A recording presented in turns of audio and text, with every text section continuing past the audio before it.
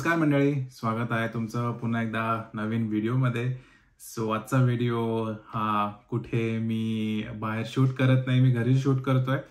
त्याचं रिझन म्हणजे मला खूप लोकांचे मेसेज आले किंवा व्हॉट्सअपवर किंवा ज्यांच्याशी मी बोललो तर ते म्हणाले की अरे तुम्ही एवढे फिरलात तर तिथे किती खर्च आला, तुम्ही कसं प्लॅन केलं हे मला सांग किंवा तुझ्या व्हिडिओमध्ये टाक.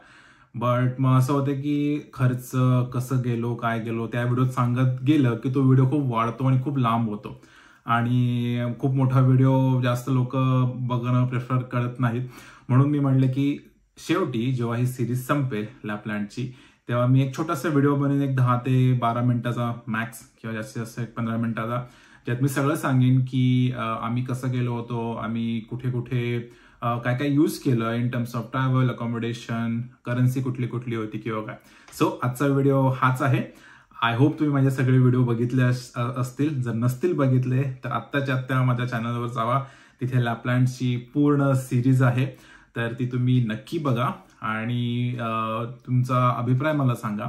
आणि जर तुम्ही सगळे व्हिडिओज बघितले असतील तर थँक्यू सो मच आणि असेच व्हिडिओ बघत राहा. यानंतरही खूप सारे व्हिडिओज येणार आहेत. सो या व्हिडिओला आपण सुरुवात करू. सो सर्व प्राइस सांगण्यामध्ये एक डिस्क्लेमर देतो. या प्राइसेस ज्या आहेत हे आम्ही ज्यावेळी गेलो होतो त्यावेळेच्या आहेत. तुम्ही जेव्हा बुक कराल तेव्हा या प्राइस कमी पण असतील, जास्त पण असतील. सो ते फक्त लक्षात ठेवा आणि आपण सुरू करू. सो आम्ही इथून बर्लिनहून हेल्सिंकीला गेलो. सो बर्लिन हेल्सिंकी आम्हाला तिकीट 250 युरो पडलं, 250 युरोचं दोघांचं मिळून, आणि आम्ही हेल्सिंकीला पोहोचलो. सो हेल्सिंकीला पोहोचल्यानंतर सुद्धा हेल्सिंकीच्या इंटरनल ट्रान्सपोर्टेशनचा एक ऍप आहे ज्याचं नाव आहे HSL ऍप. इथं मी तुम्हाला खाली नाव टाकीन, प्लस डिस्क्रिप्शन मध्ये त्याची लिंक पण देईन वेबसाईटची किंवा ऍप स्टोअर किंवा प्ले स्टोअरची असेल मला जी मिळेल ती, त्याची लिंक पण देईन. त्याच्यावरून तुम्ही तिथले डे तिकीट किंवा वन वे तिकीट बुक करू शकता. आम्ही ते तिकीट बुक केलं होतं, त्याची प्राइस होती 9 युरो पर पर्सन, कारण की आम्ही ऑलमोस्ट 1.5 दिवस होतो तिथे.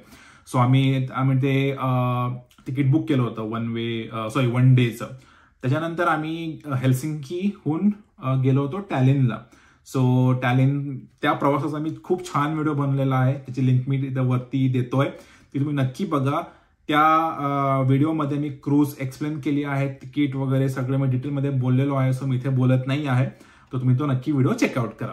त्यानंतर टॅलिनला पोहोचल्यावर पण टॅलिनच्या आतमध्ये टॅलिन सिटी फिरायला पण एक ऍप आहे, ज्याचं नाव आहे इझी ट्रान्झिट टॅलिन. तिथे पण सेम तुम्ही वन डे पास किंवा वन वे तिकीट बुक करू शकता. आम्ही हार्डली अर्धा दिवस होतो म्हणून आम्ही वन वे तिकीट बुक केलं. त्याचं होतं साधारणपणे 3 युरो 80 सेंट किंवा 3 युरो 60 सेंट, लक्षात नाही माझ्या, बट या आसपास त्याचं तिकीट होतं एका पर्सनचं वन वे साठी. सो आम्ही ते बुक केलं, त्यांनी घेतलं होतं आणि आम्ही जात होतो इकडून तिकडे किंवा तिकडून इकडे. एकदाच घेतलं होतं आम्ही, कारण की आम्हाला एका स्पॉटला जायचं होतं. सो देन ते मी करू शकता, त्याची पण लिंक मी इथं नाव खाली टाकीन आणि लिंक डिस्क्रिप्शन मध्ये देईन. सेम आम्ही त्याच दिवशी टॅलिन टू हेल्सिंकी परत आलो सेम क्रूजनी, आणि त्या सेम डेला रात्री आम्ही हेल्सिंकी टू रोवानिएमीला निघालो. तो पण आम्ही सांता क्लॉज एक्सप्रेसने गेलो होतो, त्याचा पण आम्ही छान व्हिडिओ बनवलेला आहे आणि त्याची पण लिंक मी वरती देतोय. त्यात पण मी त्याचे सगळे प्राइजेस व्यवस्थित एक्सप्लेन केलेले आहेत. जर तुम्ही तो व्हिडिओ बघितला नसेल तर नक्की बघा, खूप छान आला आहे तो व्हिडिओ. सो तुम्ही नक्की चेकआउट करा, तुम्हाला प्राइजेस कळतील. रोवानिएमीमध्ये उतरल्यानंतर पण तिथे पण ट्रान्सपोर्टेशन त्यांचं ऍप आहे, त्याचं नाव आहे वाल्टी ऍप. मी खाली टाकीन त्याचं नाव अगेन आणि सेम डिस्क्रिप्शन मध्ये पण मी त्याची लिंक देईन.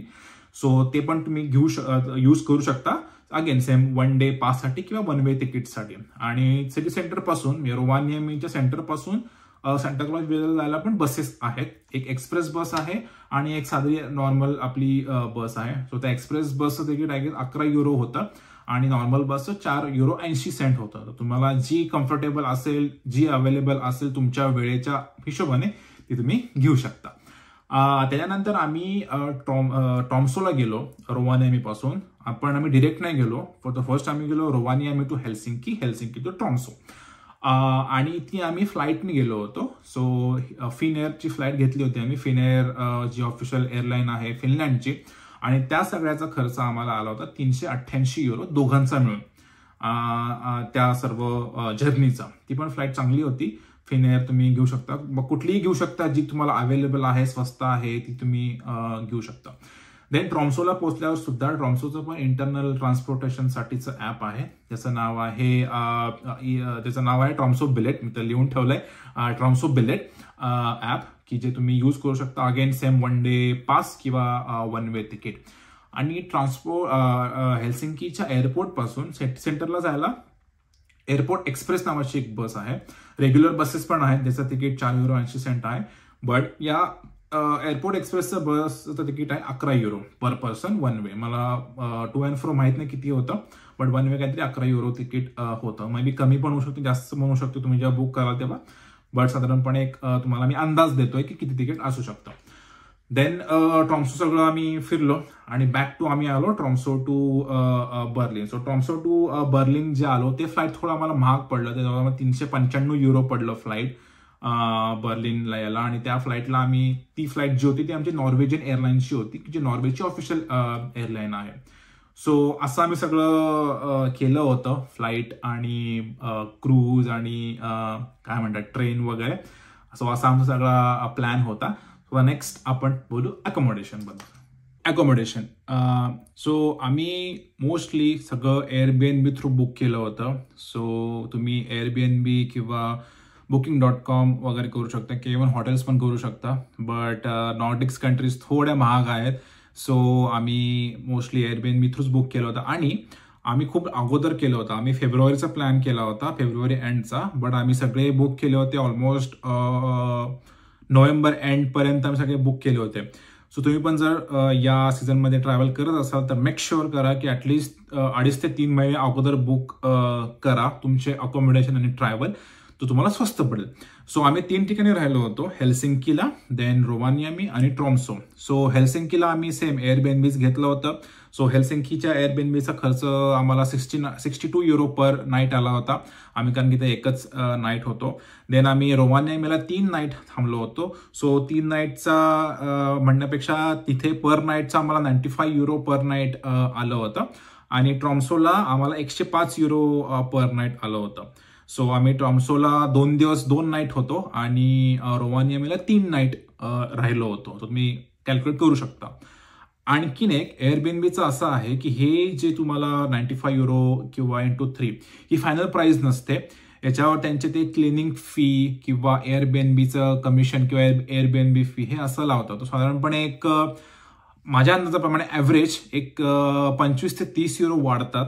€25-30 तुमच्या होल बिलमध्ये वाढतात आणि ते तुम्हाला पे करावे लागतात. काय काय असतं की एअरबीएनबी ओनर्स जे असतात तेच सांगतात की नाही, तुम्ही जायच्या अगोदरच हाऊस क्लीन करून तुम्ही गेला पाहिजे.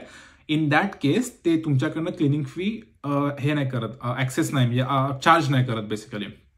आणखी दुसरी एक गोष्ट म्हणजे तुम्ही लेट्स से बुक करताय आणि तुम्हाला माहित नाही की तुम्ही खरंच जाणार आहे किंवा काही व्हॉट एव्हर प्रॉब्लेम येऊ शकतो असं तुम्हाला वाटतंय, तर एअरबीएनबीला असा ऑप्शन असतो की तुम्ही जी अमाऊंट आहे ती पार्शली पे करू शकता. लेट्स से रोवानियामीचे 3 नाईटचे €100 प्रमाणे €300 होतात. तर असे ऑप्शन शोधायचे की आत्ता मी बुक करीन, पण आता मी €300 पे करणार नाही, त्याचे एक थोडीशीच अमाऊंट पे करीन, पार्शल पे करीन, लेट्स से €50 पे करीन आणि उरलेले €250 मी नंतर पे करेन. असं सुद्धा ऑप्शन असतात एअरबीएनबीवर, अशी पण घरं असतात. सो तो पण तुम्ही ऑप्शन ऑप्ट करू शकता की खूप खरंच चांगला ऑप्शन आहे तो. म्हणजे काही इन केस झालं, आपल्याला जमलं नाही जायला, तरी तेवढीच अमाऊंट जाते, €50 or €70 व्हॉट एव्हर, बाकीची अमाऊंट आपली सेफ राहते आणि तुम्ही नंतर ते कॅन्सल करू शकता. सो असं आहे अकोमोडेशनचं आमचं होतं. आम्ही मोस्टली हे एअरबीएनबीच प्रेफर करतो कारण की ते व्यवस्थित असतं, कॉन्टॅक्टलेस की हँडओव्हर असतो, तिथे डिजिटल बॉक्सेस असतात, तुम्हाला ओनर अगोदरच कम्युनिकेट करतात त्यांच्या ॲप थ्रू की हा कोड आहे, हा तुम्ही कोड हे केलात, त्यातनं चावी येईल, आतमध्ये डोर ओपन करा आणि तुम्ही जावा, आणि काही नाही, सगळं व्यवस्थित असतं. Airbnb is like good. हे कुठल्याही प्रकारचं प्रमोशन नाही आहे, again I am saying, but हे प्युअरली माझ्या एक्सपिरियन्स मी तुम्हाला सांगतो की एअरबीएनबी वरून तुम्ही अपार्टमेंट बुक केलीत किंवा हॉटेल किंवा तुमचं अकोमोडेशन बुक केलं तर ते चांगलंच असेल. सो ह्याच्यापूर्वी फक्त थोडेसे रेटिंग्स चेक करायचे की त्या ओनरने किती दिवसापासून हा रेंटवर देतो आहे, लोक त्याबद्दल काय म्हणतात, रिव्ह्यूज वाचायचे आणि त्याच्यावर ठरवायचं. सो कुठलीही अनहोनी अवॉइड करायची आपल्याला. थोडासा हा रिसर्च तुम्हाला करावा लागेल आणि ते इझिली तुम्ही करू शकता, ऍपवर सगळं दिसतं. सो हे झालं अकोमोडेशन बद्दल. आता मेन पार्ट आहे तो आहे ऍक्टिव्हिटीजचा. सो आपण तो नेक्स्ट याच्यामध्ये बोलू. ऍक्टिव्हिटीज. सो आम्ही जेव्हा ही ट्रिप प्लॅन केली होती तेव्हा आमच्या डोक्यात फक्त पहिला आलं होतं की नाही, नॉर्दर्न लाईट्सच बघायला जायचं आणि तिथे जाऊन हे करायचं. पण नंतर आम्ही रिअलाइज केलं की नॉर्दर्न लाईट्स हा नॅचरल फेनॉमेनॉन आहे. सो त्याच्याबरोबर पण आणखीन आपण खूप साऱ्या ऍक्टिव्हिटीज करू शकतो की त्या केल्या पाहिजेत. कारण की दिसले नाहीत नॉर्दर्न लाईट्स, तुमचे सगळे जे तुम्ही एवढं खर्च केला तो सगळं वाया जाईल. सो त्याप्रमाणे आम्ही सगळं बुक केलं होतं. सो हेल्सिंकीमध्ये आम्ही सोना केला होता. अगेन हेल्सिंकीचा व्हिडिओची लिंक मी टाकीन इथे. त्यामध्ये पण मी एक्सप्लेन केलं आहे की सोना म्हणजे काय आणि किती कसा असतो किंवा काय म्हणतात किंवा का करतात बेसिकली. सो तो आम्ही ती ऍक्टिव्हिटी केली होती सोनाची. ते काहीतरी €18 पर पर्सन त्याची प्राइस होती. त्याच्यानंतर आम्ही रोवानियामीला गेलो. सो रोवानियामीला सांताक्लॉज व्हिलेजला स्नो ऍक्टिव्हिटीज असतात. सो स्नो ऍक्टिव्हिटीज म्हणजे कुठल्या, husky ride, reindeer ride, snowmobile आणि या 3च मेन ऍक्टिव्हिटी असतात. सो आम्ही स्नो मोबिल आणि हस्की राईड केली नाही. आम्हाला हस्की राईड करायची होती ऍक्च्युली, पण हस्की राईड मिळाली नाही आम्हाला कारण की त्यावेळी थोडं टेम्परेचर कमी होतं, त्यामुळे बर्फ नव्हता वगैरे वगैरे. बट हरकत नाही. पण आम्ही रेंडियर राईड केली. सो रेंडियर राईडचं जर पर पर्सनचं €40 होतं आणि ते तुम्हाला एका त्या सांताक्लॉज व्हिलेजच्या भोवती फिरून आणतात, डुगू जाते. तोही व्हिडिओ तुम्ही बघितला नसेल तुम्ही त्याची अगेन इथे लिंक टाकतोय. तुम्ही प्लीज तो व्हिडिओ बघा ज्यात मी रेंडियरची राईड केलेली आहे.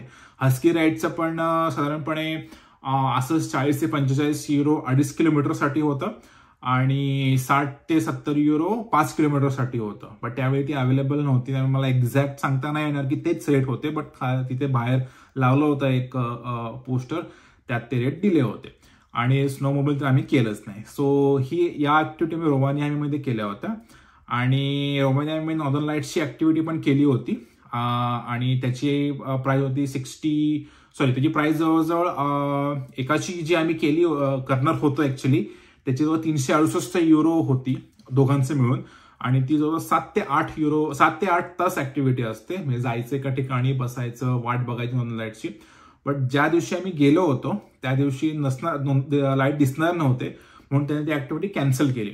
आणि तुम्हाला अरे कॅन्सल केली म्हणजे पैसे, तर त्यांनी त्या ऍक्टिव्हिटीचे पैसा वापस दिला. €368 मला बँकेमध्ये परत आले.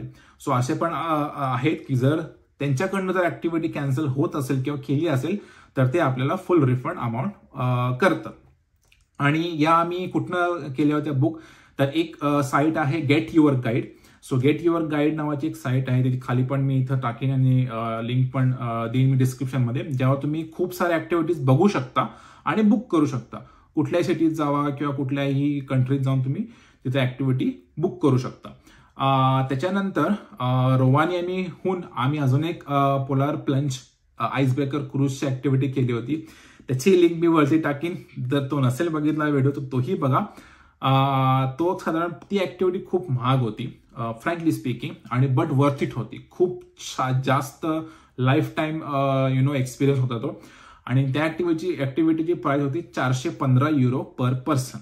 सो €415 पर पर्सन ची ती ऍक्टिव्हिटी होती.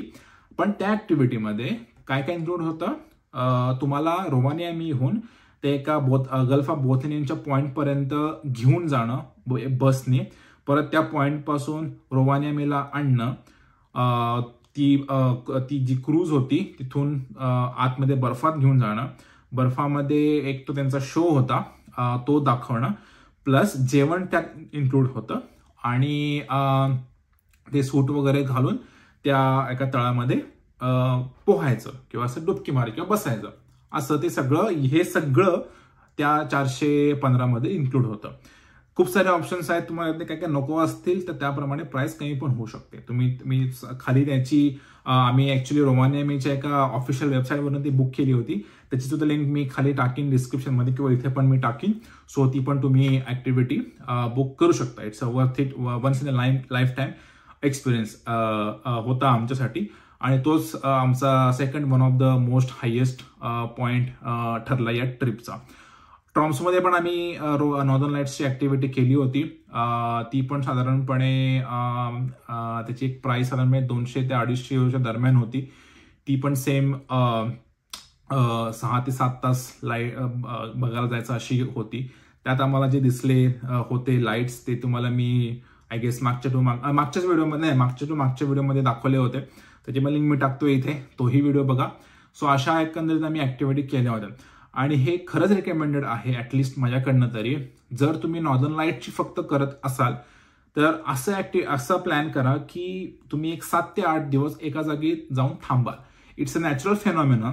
तो तुम्हाला दिसेलच असं नाही. इव्हन तुम्ही महिनाभर जरी थांबलात तरी इट इज नॉट शुअर की तुम्हाला तो लाईट दिसतीलच, राईट. सो काहीतरी अजून त्याच्या बरोबर ऍक्टिव्हिटीज तुम्हाला जर करायच्या असतील तर या सगळ्या ऍक्टिव्हिटी तुम्ही करू शकता आणि असाच तुम्ही प्लॅन केला तर तुमची ट्रिप खरंच मेमोरेबल होईल. सो अशा आम्ही सगळ्या ऍक्टिव्हिटी केल्यात. आता आम्ही फक्त लास्ट पॉईंट आहे एक पॉईंट करन्सीचा, तो बोलू आणि तुम्हाला मी थोड्या ट्रिक्स आणि टिप्स सांगेन.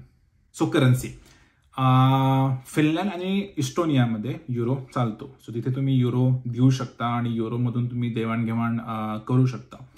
बट नॉर्वेची ऑफिशियल करन्सी आहे नॉर्वेजियन क्रोना, नॉर्वेजियन क्रोन्स म्हणतात त्याला. तर ती ऑफिशियल करन्सी आहे. बट मला जेवढं माहिती आहे तुम्ही तिथे पण युरो देऊ शकता, युरोमध्ये खरेदी वगैरे करू शकता. बट कधी कधी असं होईल, लेट्स से गोष्ट आहे 17 किंवा 18 युरोची आणि तुम्ही 20 नोट पकडवली. सो तो तुम्हाला जो 3 युरो वापस किंवा 3 युरो तुम्हाला तो वापस देणं आहे तो तुम्हाला युरोत नाही देणार, तो तुम्हाला त्यांच्या लोकल करन्सीमध्ये देईल की जे काय कन्व्हर्जन असेल किंवा व्हॉट एव्हर. असं होऊ शकतं. इट डझंट मीन की युरो चालतच नाही, युरो चालतो. बट जेव्हा सुट्टीत तुम्हाला परत येतील ते युरोत नाही येणार, त्यांच्या लोकल करन्सीमध्ये येतील. बट फिनलँडमध्ये आणि इस्टोनियामध्ये युरो चालले आणि आम्ही मोस्टली कार्डनीच पे करत होतो. तुमच्याकडे जर कॅश असेल, तुम्ही इंडियातनं वगैरे येत असाल, तुमच्याकडे कॅश असेल तर तुम्ही एअरपोर्टवर आलात तर तिथे एक्सचेंज करन्सीचे काउंटर्स असतात. सो थोडेसे आपले एक्सचेंज करून ठेवायचे आणि बाकीचं तुम्ही कार्डनी पण पे करू शकता. की तुम्हाला अगदीच कार्ड नाहीच आहे, तुम्हाला कार्डनी पे करायचेच नाहीये, तुम्हाला सगळं करन्सीनेच करायचं. तुमच्याकडे जी करन्सी आहे युरो ती तुम्ही त्यांना द्यायची आणि त्यांची लोकल करन्सी तुम्ही घेऊ शकता. सो असं तुम्ही करू शकता आणि असतात तिथे ठिकठिकाणी एक्सचेंज काउंटर. त्यानंतर अजून एक इम्पॉर्टंट पार्ट म्हणजे टाइम झोन्स. मी तुम्हाला पहिल्याच व्हिडिओत सांगितलं होतं की म्हणजे थोड्याशा या फिनलँड, इस्टोनिया या ईस्ट साईडला येतात, ईस्टर्न युरोपियन टाइम झोनमध्ये येतात. त्यामुळे जर तुम्ही बर्लिन फ्रान्स किंवा सेंट्रल युरोपियन कंट्री आणि ईस्टर्न युरोपियन कंट्रीजमध्ये 1 तासाचा डिफरन्स आहे. सो तो तुम्हाला फक्त फॉलो करावा लागतो. आम्ही तो फॉलो केला होता कारण की कसं आहे की पटकन लक्षात येत नाही की अरे हा ठीक आहे एकाच युरोपमध्येच आहे, सो सेम टाइम झोन, असं नाहीये. या ईस्टर्न युरोपियन कंट्रीजचा टाइम 1 तास पुढे आहे सेंट्रल युरोपियन पेक्षा. त्यामुळे मी तेही एक्सप्लेन केलेलं आहे फर्स्ट व्हिडिओमध्ये. सो फर्स्ट व्हिडिओची लिंक पण मी इथे टाकतोय, तेही तुम्ही बघा आणि जर तुम्हाला काही क्वेश्चन्स असतील तर नक्की विचारा. एक क्वेश्चन मला बऱ्याच लोकांनी विचारला किंवा मे बी त्यांना असेल की या कंट्रीज जायला कोणता सीझन चांगला आहे, कधी जावं. तर याचं खरंच सांगतो कुठलंही डेफिनेट आन्सर नाहीये. मी तुम्हाला सांगेन विंटरमध्ये जावा, तुम्ही विंटरमध्ये जा, तुम्हाला काहीच बघायला मिळणार नाही. समरमध्ये जावा, समरमध्ये काहीच बघायला मिळणार नाही. असं मी कधीच सांगणार नाही की तुम्ही इथे या ठिकाणी याच मंथला जावा किंवा त्याच मंथला जावा. बट तुम्हाला मी एक सांगेन, जर तुम्ही विंटरमध्ये गेलात तर तुम्हाला खूप साऱ्या विंटर ऍक्टिव्हिटीज करायला मिळतील, नॉर्दर्न लाईट्स बघायला मिळतील. कारण की या कंट्रीज नॉर्थला आहेत, त्यामुळे ते दिवस खूप कमी असतो विंटरला, म्हणजे साधारणपणे नोव्हेंबर ते फेब्रुवारी मार्च पर्यंत. त्यामुळे तो एक प्रकार आहे. प्लस क्रिसमसची वाईब्स असतात, क्रिसमसचं खूप छान डेकोरेशन केलं असतं, ते तुम्हाला बघायला मिळेल. बट सगळीकडे व्हाईट असतं किंवा सगळीकडे स्नो वगैरे असतो, त्यामुळे जी नॅचरल ब्युटी आहे ती कमी मिळते. म्हणजे तुम्हाला फक्त व्हाईट ब्युटी बघायला मिळेल. बट पॅरलली तुम्ही या सगळ्या ऍक्टिव्हिटीज पण करू शकता, जसं आहे ही ice breaker activity, husky ride, reindeer ride, snowmobile वगैरे वगैरे. आणि दिवस कमी असल्यामुळे तिथे तुम्हाला खूप थंडी अशी वाजते. तुम्ही जर थंडी पर्सन असाल किंवा विंटर पर्सन असाल तर that will be the best season to go there. याच्या उलट समरमध्ये जर तुम्ही समरमध्ये जात असाल तर तुम्हाला समरमध्ये नॅचरल ब्युटी बघायला मिळते आणि समरमध्ये दिवस खूप मोठा असतो. या ट्रॉम्सो, नॉर्वे किंवा आल्टा, अजून थोड्याशा नॉर्थ सिटीज मध्ये एक पिरियड असतो इथे सनसेट होतच नाही, सन हॉरिझॉनच्या खाली जातच नाही. त्यामुळे 24 तास लाईट आणि याच्या एक्झॅक्टली उलट नोव्हेंबर डिसेंबरमध्ये 24 तास अंधार. सो तुम्हाला ह्या दोन्हीपैकी जे तुम्हाला एक्सपिरियन्स करायचा असेल त्याप्रमाणे तुम्ही त्या पर्टिक्युलर सीझनला जाऊ शकता. त्यामुळे मी तुम्हाला कधीच असं रेकमेंड करणार नाही समरमध्ये जावा किंवा विंटरमध्ये जावा. हे तुमच्यावर डिपेंड आहे, तुमचा चॉईस आहे की तुम्हाला काय बघायचं आहे, कुठल्या सीझनमध्ये तुम्हाला जास्त इंटरेस्टेड आहे हे तुम्ही ठरवायचं आहे. कारण की तुम्ही जाणार आहात, तुम्हाला आनंद घ्यायचा आहे या सगळ्या कंट्रीजला बघून. सो तुम्हीच हे ठरवा. सो याबरोबर हा व्हिडिओ इथेच थांबवू. ही लॅपलँडची सिरीज इथेच मी संपवतोय. इट डझंट मीन की सगळं संपलं. पुढचे पण अजून कंट्रीज मी एक्सप्लोर करणार आहे. पुढच्या शुक्रवारी अजून एक नवीन व्हिडिओ येईल with new city, with new country. So stay tune. आणि तुम्हाला ही सगळी सिरीज जर आवडली असेल तर माझ्या चॅनलला नक्की सबस्क्राईब करा आणि या व्हिडिओला आणि बाकीच्या व्हिडिओना पण लाईक करा. तुमच्या सगळ्या नातेवाईकांसोबत, मित्रमैत्रिणींसोबत नक्की शेअर करा. मी वर्क करतो आहे की सबटायटल टाकायचे, बट मला जमलं नाहीये.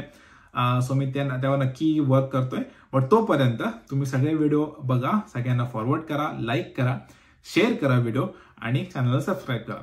सो पुन्हा एकदा भेटू एका नवीन व्हिडिओमध्ये. तोपर्यंत बाय.